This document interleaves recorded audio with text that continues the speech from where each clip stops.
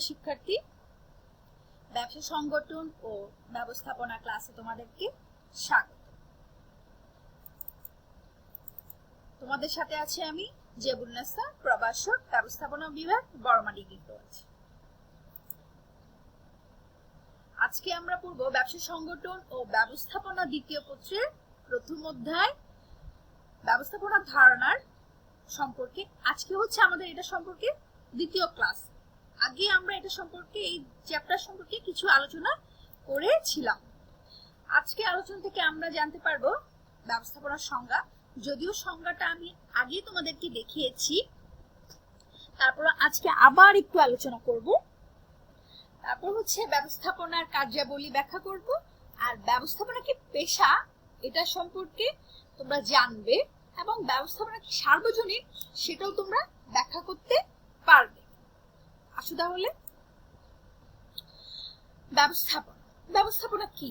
ব্যবস্থাপনাটা হচ্ছে আমরা যে লক্ষ্যটা ঠিক করি সেই লক্ষ্যে পৌঁছানোর জন্য আমাদের যে পরিকল্পনা, তারপর যে উপায় উপকরণগুলো সংগঠন করা, কর্মী সংস্থান করা, নির্দেশনা, প্রেষণা, সমন্বয় ও নিয়ন্ত্রণ, এই কাজগুলোর সমন্বয় হলো, এই কাজগুলোকে একত্রে ব্যবস্থাপনা বলে। তাহলে ব্যবস্থাপনাতে কি কি আছে?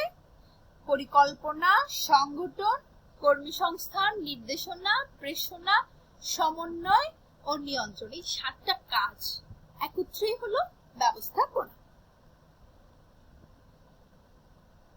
আসলে ব্যবস্থাপনার কার্যাবলী, ব্যবস্থাপনার সংজ্ঞাতেই কিন্তু আমরা ব্যবস্থাপনার কার্যাবলী সম্পর্কে একটা ধারণা পেয়ে গেছি। প্রথম কাজটা কি? প্রথম কাজটা হচ্ছে পরিকল্পনা, তারপর হচ্ছে সংগঠন, কর্মী সংস্থান, নির্দেশনা, প্রেষণা, সমন্বয় ও নিয়ন্ত্রণ। আমরা এখন এই কাজগুলো সম্পর্কে ডিটেইলস জানব। তবে আমাদেরকে মনে রাখতে হবে এই ব্যবস্থাপনার কাজগুলো কিন্তু ধারাবাহিকভাবে হয়, এবং একটার পর একটা আমি যেভাবে সাজিয়েছি ঠিক এভাবেই কাজগুলোকে করতে হয়, একটার পরে একটা ধারাবাহিকভাবে আসে। পরিকল্পনার পরে আমরা কখনো সমন্বয়ে যাব না, কিংবা পরিকল্পনার পরে প্রেষণাতে আসতে পারবো না। পরিকল্পনার পরে অবশ্যই সংগঠনে যেতে হবে, সংগঠনের পরে কর্মী সংস্থান, অর্থাৎ এই সার্কেল অনুযায়ী ধারাবাহিকভাবে সম্পন্ন হবে। এবং নিয়ন্ত্রণের পরে কিন্তু আবার আমরা পরিকল্পনায় ফিরে যাব। আসলে পরিকল্পনা সম্পর্কে জানি। পরিকল্পনাটা কি? পরিকল্পনাটা হচ্ছে আমরা ভবিষ্যতে কি করব তার একটা আগাম নকশা করা। যেমন ধরো যে তোমরা কোনো বিয়ের গায়ে হলুদ প্রোগ্রামে কি করবা, কি কাপড় পরবা, সেটার যে একটা চিন্তা ভাবনা করো, হলুদ পরবো না সবুজ পরবো, এটা যে ঠিক করো সেটাই হচ্ছে পরিকল্পনা। এবং পরিকল্পনাতে এই যে কে, কি, কে, কখন, কিভাবে, কেন, কোথায়, এই প্রশ্নগুলোর উত্তর থাকবে অবশ্যই পরিকল্পনায়। পরিকল্পনার পরে আসছে সংগঠন। সংগঠন হচ্ছে, দেখো চিত্র দেখো, কর্মীদের মধ্যে তাদের দায়িত্ব আর ক্ষমতা ভাগ ভাগ করে দেওয়া এবং তাদের মধ্যে একটা সম্পর্ক তৈরি করে দেওয়াটাই হচ্ছে সংগঠন।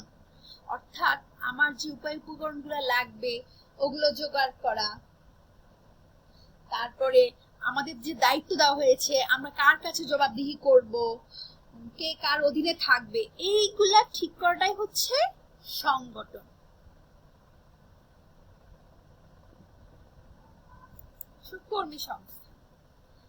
কর্মী সংস্থান হচ্ছে অনেক কর্মীর মধ্য থেকে আমার জন্য উপযুক্ত কর্মী সংগ্রহ করা। আমার এক একটা কাজের জন্য এক এক ধরনের কর্মী দরকার, এক এক যোগ্যতা, এক এক দক্ষতার কর্মী দরকার হয়। তাই প্রতিষ্ঠানের জন্য উপযুক্ত কর্মী বাহিনী গড়ে তোলাটাই হচ্ছে কর্মী সংস্থান। কর্মী সংস্থানের সাথে দেখো আমাকে আগে কর্মী সংগ্রহ করতে হবে, তারপর পরীক্ষার মাধ্যমে আগে আমার বিজ্ঞপ্তি দিতে হয় যাতে আমার কর্মী আসে, কর্মীরা আমার কাজ সম্পর্কে জানে, আমার প্রতিষ্ঠান সম্পর্কে জানে, এবং ওই কর্মীদের মধ্য থেকে কর্মী যখন সংগ্রহ করব ওখান থেকে আমি কর্মীদেরকে নির্বাচন করব পরীক্ষার মাধ্যমে। তারপরে কর্মীকে আমি নিয়োগ করব, নিয়োগ করার পর আমি কর্মীকে উপযুক্ত করার জন্য প্রশিক্ষণ দিব, কাজ সম্পর্কে তাকে দক্ষ করার জন্য আমরা প্রশিক্ষণ দিব। তারপর হচ্ছে নির্দেশনা। দেখো কোনটা আগে বসবে, কোনটা কিভাবে বসবে, সেটার যেটা ডিরেকশন, সেটাই হচ্ছে নির্দেশনা। অর্থাৎ কোন কাজ কখন করব, কিভাবে করব, তার যে একটা ধারাবাহিকতা থাকে, সেটার জন্য যে একটা নির্দেশ দেওয়া হয়, আদেশ দেওয়া হয়, উপদেশ দেওয়া হয়, সেটাই হচ্ছে নির্দেশনা।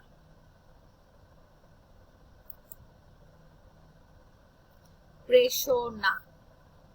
প্রেষণা কি? দেখো প্রেষণা হচ্ছে কোন কাজে আগ্রহী করার জন্য উৎসাহী করা। যেমন একটা বাচ্চা যদি পড়ে গেলে কান্না করে, আর আমরা তখন যদি বলি না না কিচ্ছু হয় নাই, তোমার কিচ্ছু হয় নাই, তুমি হাঁটতে পারবা, আসো আসো, তাহলে বাচ্চা কি করে? আবার উঠে দাঁড়ায় এবং হাঁটার চেষ্টা করে। এই যে আমরা বাচ্চাকে উৎসাহ দিলাম, তাহলে কি হলো? বাচ্চাটা কাজ করার জন্য আগ্রহী হয়ে গেল। এটাই হলো প্রেষণা। কর্মীদেরকেও তাদের কাজ করার জন্য, তাদের চ্যালেঞ্জ গ্রহণ করার জন্য আমরা কি করি? তাদেরকে আমরা সুযোগ সুবিধা দিই, তাদেরকে উৎসাহিত করি, আবার ভালো কাজ করলে তাদের জন্য আমরা কি করি? পুরস্কৃত করি। এগুলাই হচ্ছে প্রেষণা। প্রেষণা পরে আসছে সমন্বয়।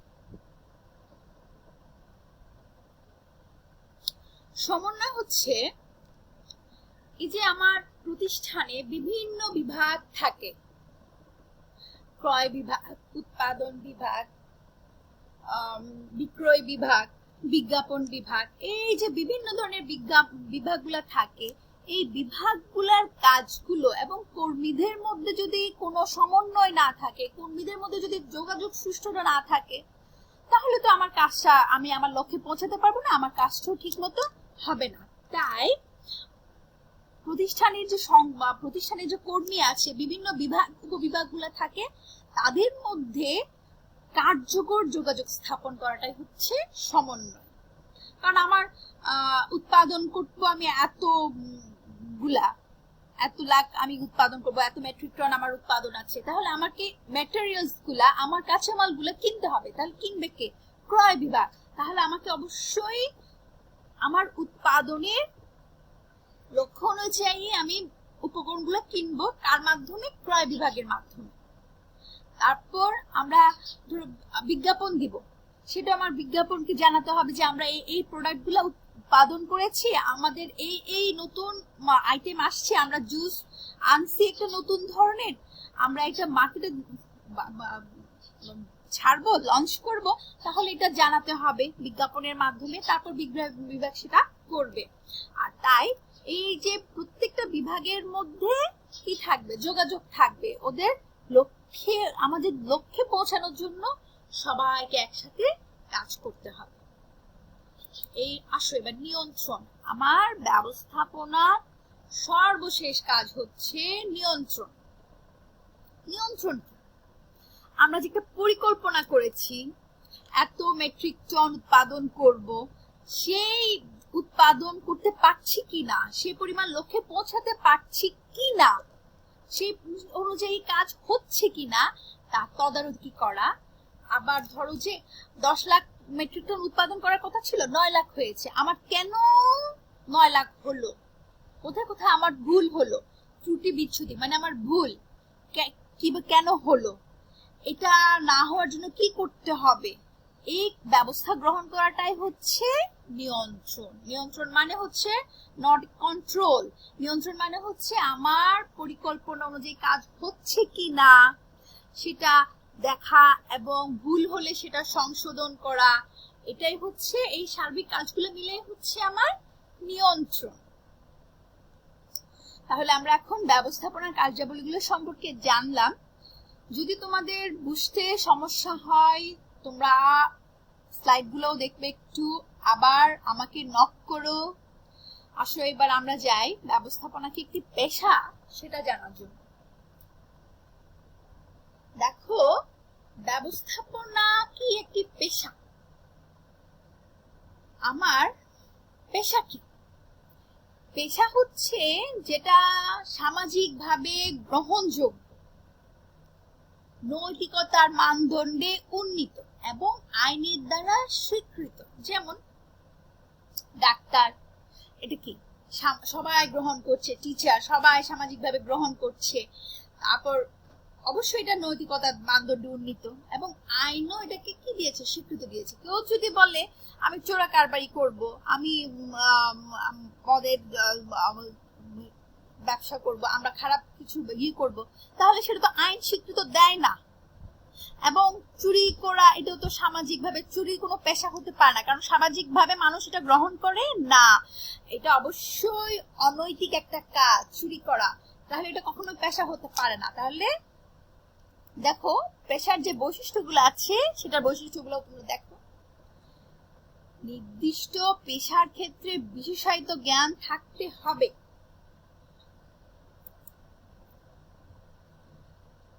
ঠিক আছে, তারপর হচ্ছে বিশেষায়িত জ্ঞানের যথাযথ প্রয়োগও থাকতে হবে এবং এটা সামাজিক দায়বদ্ধতা এবং সামাজিকভাবে স্বীকৃত হতে হবে। আসলে দেখি ব্যবস্থাপনায় কি এই বৈশিষ্ট্যগুলোর মধ্যে কিছু আছে কিনা। দেখো, ব্যবস্থাপনা সংক্রান্ত সুসংক্রান্ত জ্ঞানের ব্যাপক প্রসার হচ্ছে কি বিবিএ, এমবিএ। ব্যবস্থাপনার সাথে কেন আমি পেশা বলবো সেটা দেখো। ব্যাচেলর অফ বিজনেস অ্যাডমিনিস্ট্রেশন,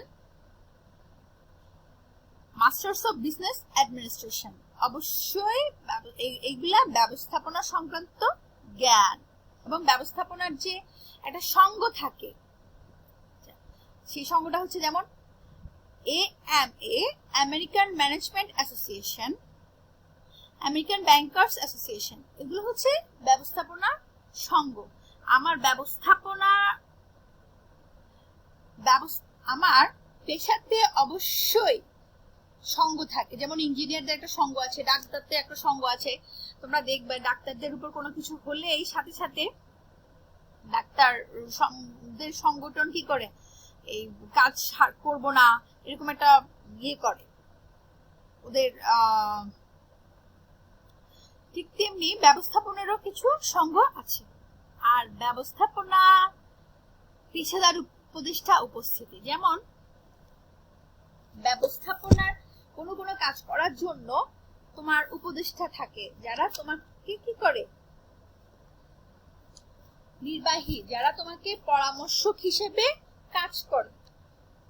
তাহলে আমরা বলতে পারছি ব্যবস্থাপনা একটা পেশা, যদিও এটা ডাক্তার এবং ইঞ্জিনিয়ারদের মতো এখনো মর্যাদা পায়নি, তারপরও উন্নত দেশগুলোতে কিন্তু ব্যবস্থাপনাকে একটা পেশা হিসেবে নেওয়া হচ্ছে। উন্নত দেশে না নিলেও আস্তে আস্তে কিন্তু এটা ক্রমে এটার প্রসার হচ্ছে। তাই বলা যায় অবশ্যই অদূর ভবিষ্যতে ব্যবস্থাপনা একটা পেশা হিসেবে সবার কাছে গ্রহণযোগ্য হবে। ব্যবস্থাপনা কি সার্বজনীন? সার্বজনীন শব্দের অর্থ কি? সার্বজনীন শব্দের অর্থ হচ্ছে যেটা সবার জন্য গ্রহণযোগ্য, সবার জন্য আবশ্যক, সেটাই হচ্ছে সার্বজনীন। এখন ব্যবস্থাপনা কি সার্বজনীন? হ্যাঁ, ব্যবস্থাপনা সার্বজনীন। কিভাবে? পারিবারিক জীবনেও ব্যবস্থাপনা দরকার, ব্যবসায় জীবনেও ক্ষেত্রে ব্যবস্থাপনা দরকার, সামাজিক এবং ধর্মীয় সংগঠনেও দরকার, রাজনৈতিক ক্ষেত্র ব্যবস্থাপনা দরকার, রাষ্ট্রীয় প্রতিষ্ঠানও দরকার এবং আন্তর্জাতিক ক্ষেত্রেও ব্যবস্থাপনা দরকার। কেমন? পরিবারে কেমন দরকার? পরিবারের আমাদের বাবা মারা ঠিক করে আমরা কোথায়